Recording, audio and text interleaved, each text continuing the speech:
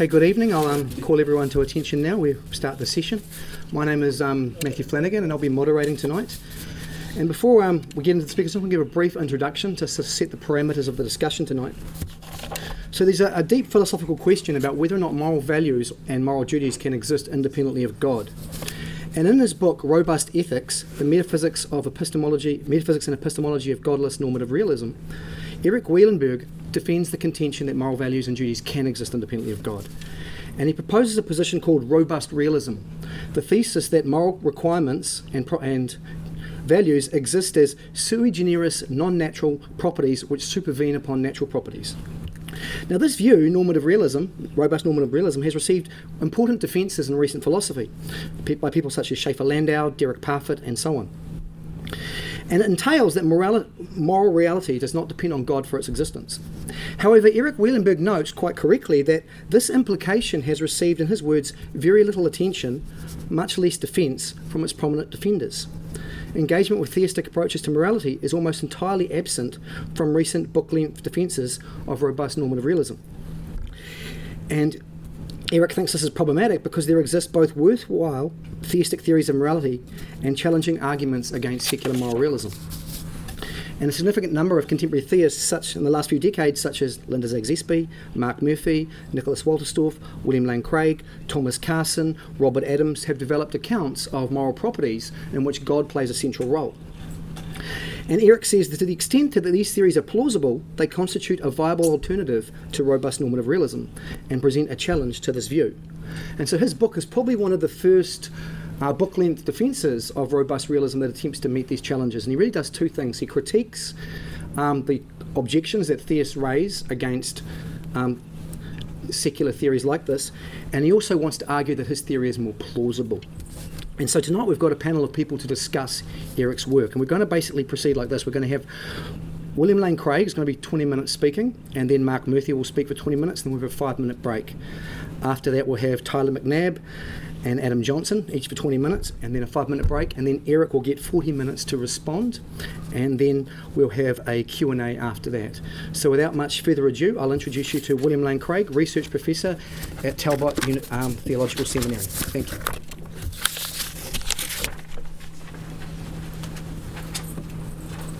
Thank you, Matt.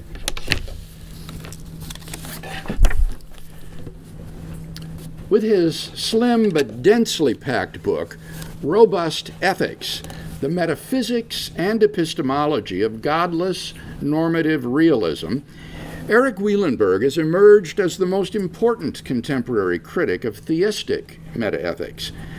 What makes his book of special interest to the Christian philosopher is his serious, extensive engagement, not just with naturalistic metaethical theories, but with theistic theories.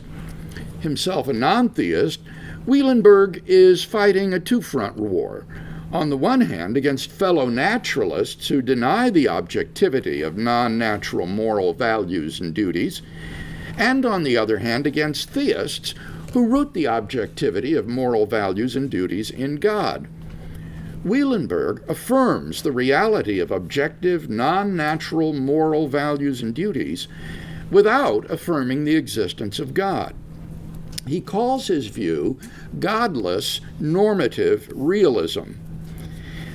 Wielenberg's book is neatly organized in 4 sections. 1, the metaphysics of morals. 2, a critique of theistic metaethics. 3, moral psychology and epistemology. And 4, evolutionary debunking arguments of moral knowledge. I found section 1 on the metaphysics of morals to be at once the most interesting and the weakest part of Wielenberg's theory. Wielenberg espouses what I have elsewhere called atheistic moral Platonism. That is to say, Wielenberg takes moral values and duties to be identical to certain independently existing abstract objects. His view is akin to mathematical Platonism, which holds that in addition to the world of concrete objects, there exists an independent realm of immaterial, causally effete, abstract objects like numbers, sets, and other mathematical entities. Wielenberg's view of moral objects is similar, and he goes to considerable lengths in his book to explain how causally effete moral properties, or states of affairs, can have a connection with the physical world, and how knowledge of such a realm is possible, concerns which philosophers of mathematics will recognize as central problems for mathematical Platonism raised by critics. Wielenberg holds that moral values are abstract objects of some sort, existing independently of the universe and of human beings. He is not entirely consistent as to just what kind of objects these are. For example, he says, "I take it that a fundamental category of existing thing is the category of states of affairs. States of affairs are necessarily existing, abstract entities that obtain or fail to obtain." But he often speaks of properties instead of states of affairs, and sometimes speaks of states of affairs as though they were propositions. One might wonder whether Wielenberg's talk of moral properties, propositions, and states of affairs is a mere façon de parler, not meant to be taken in a metaphysically heavyweight sense. After all, it's hard to get along in discussions of this sort without talking, for example, about moral properties. Wielenberg is remarkably cavalier about his Platonism, providing no argument at all for the reality of such moral abstracta, which makes one suspect that he is not making serious ontological commitments. But Wielenberg makes it plain that he is engaged in serious ontology. In an online interview, he says of his view, "It's also Platonic."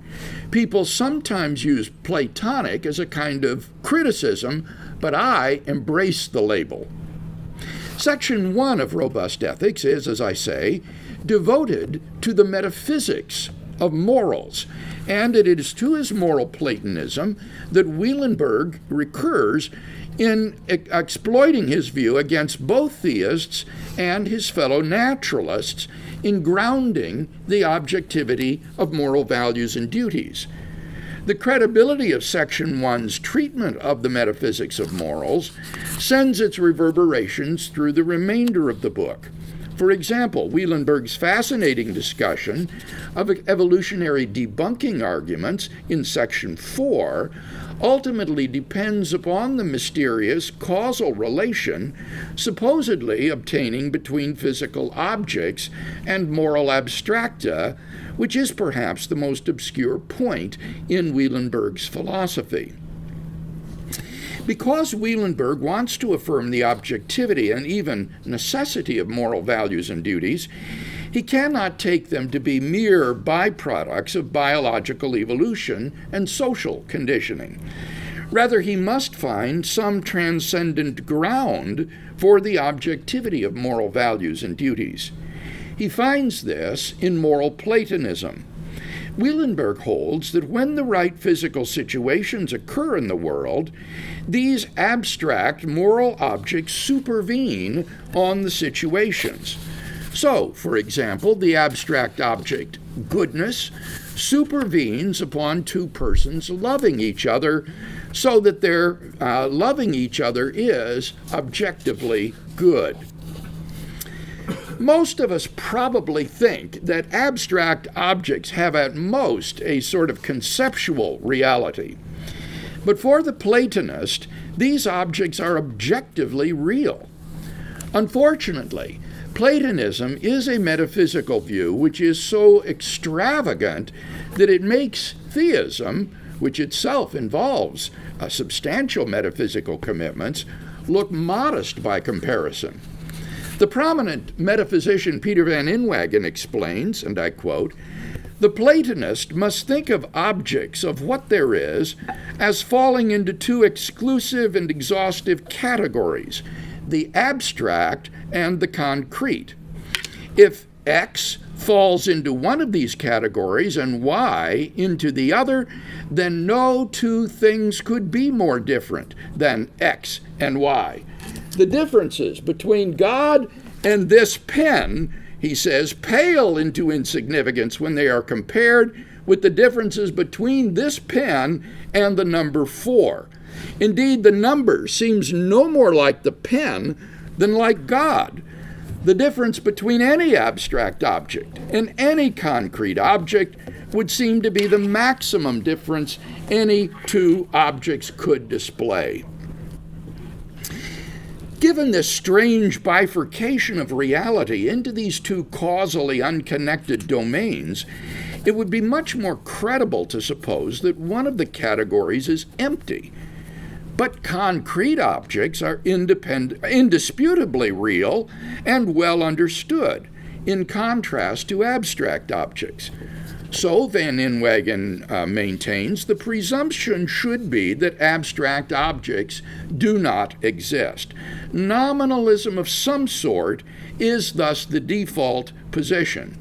Indeed, Van Inwagen believes one should not believe in abstract objects unless one feels rationally compelled by some weighty consideration or argument. A philosopher should not wish to be a Platonist if it's rationally possible for the informed philosopher not to be a Platonist. The objectivity of moral values themselves cannot provide such a rationally compelling reason, since Wielenberg acknowledges that he has no rationally compelling arguments either for the objectivity of moral values or for moral Platonism. He thus cannot overcome the presumption against Platonism and hence against godless normative realism. The theist, by contrast, faces no such obstacle because he grounds moral values in a concrete object, namely God, and so is not committed to a realm of abstract objects. As Robert Adams says, and I quote, "If God is the good itself, then the good is not an abstract object, but a concrete, though not a physical, individual." Platonism is already a pretty big metaphysical pill to swallow, especially without argument. But the implausibility of Wielenberg's view is compounded by his account of the relation between the physical realm and these abstract moral objects.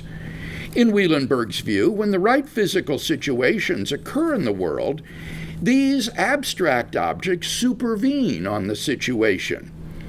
How is it that these abstract objects, like goodness or badness, come to supervene on physical situations? Wielenberg recognizes that it would be implausible to say that this just happens as if by magic.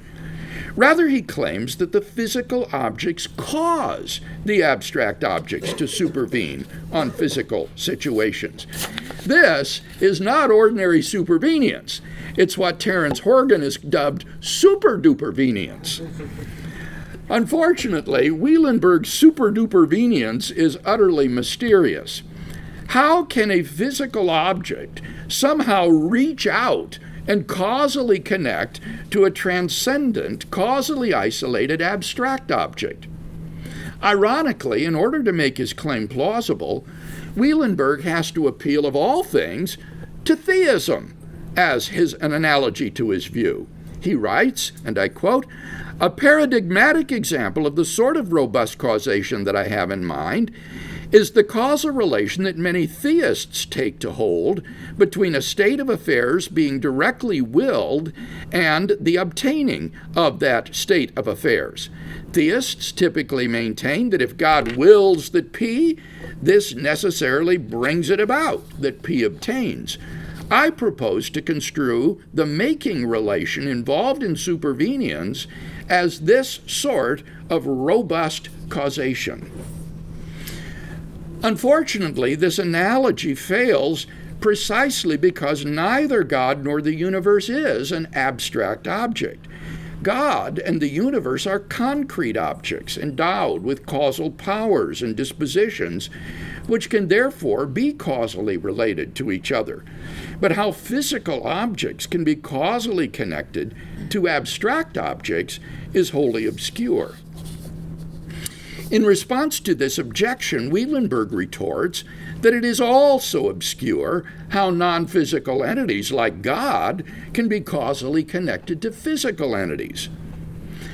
Two responses to Wielenberg's retort come to mind.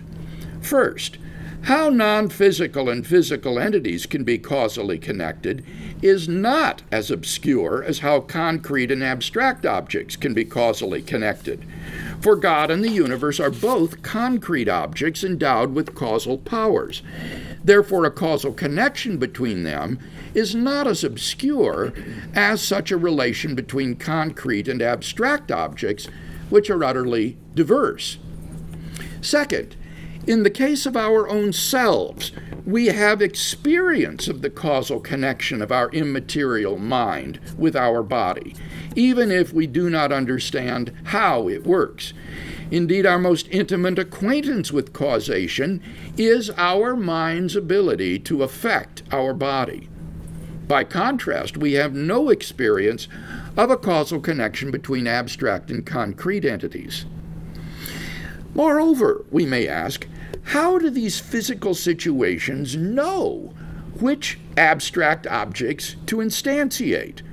What if instead of picking out moral goodness, some physical situation might pick out moral badness? Indeed, what if it picks out some other abstract object, like the square root of 2, to instantiate, so that two peoples loving each other has the property of being the square root of 2 instead of being good? Wielenberg says that while some moral properties are caused necessarily to supervene on certain physical situations, in other cases they are only contingently caused to supervene. Why does this happen? Again, ironically, Wielenberg turns to theism in order to explicate his position.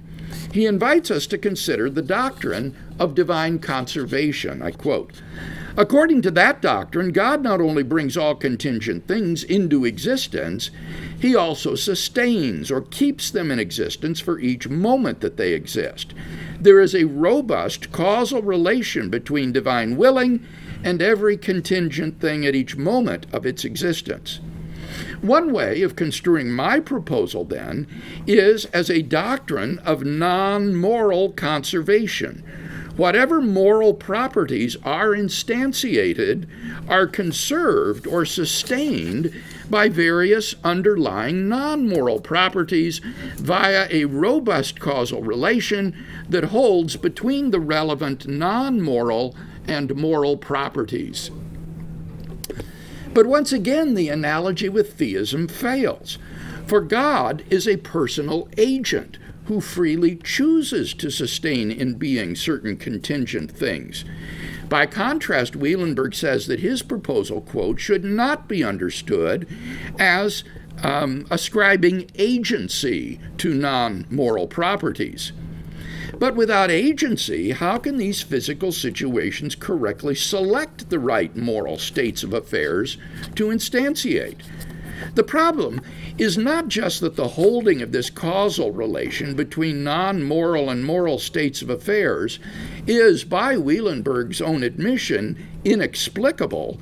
The problem is that Wielenberg's view, which is supposed to be consistent with scientific naturalism, imputes to physical objects causal powers that are mysterious and completely unknown to contemporary physics. It is, in fact, a sort of voodoo metaphysics. In response to this objection, Wielenberg retorts that the theist also has no explanation of how each possible world knows to instantiate God. This is a fanciful objection. Possible worlds do not causally instantiate God. If they exist at all, they are causally effete abstract objects. In my view, they do not exist, but are just useful fictions for visualizing and understanding modal discourse about possibility and necessity. Wielenberg also retorts, how do God's great-making properties know to enhance the greatness of things that have them? This objection is as misconceived as his previous objection about possible worlds knowing how to instantiate God. The making here is clearly not causal.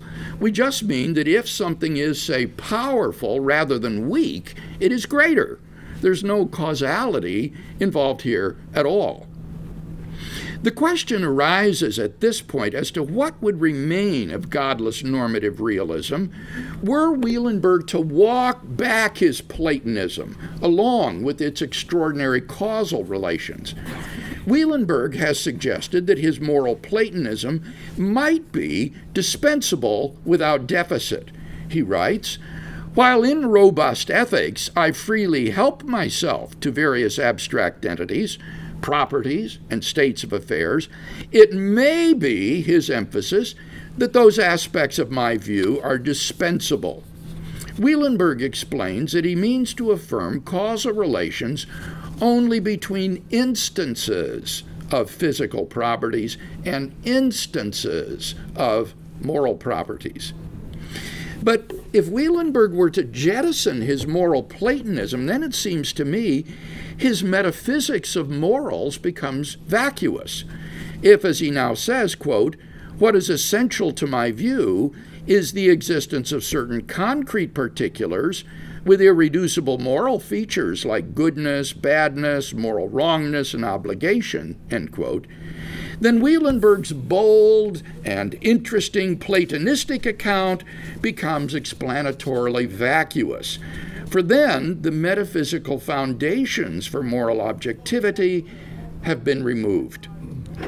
In any case, Wielenberg's suggested view that instances of physical properties are causally connected to instances of moral properties makes little sense, for it faces the famous problem of uninstantiated properties.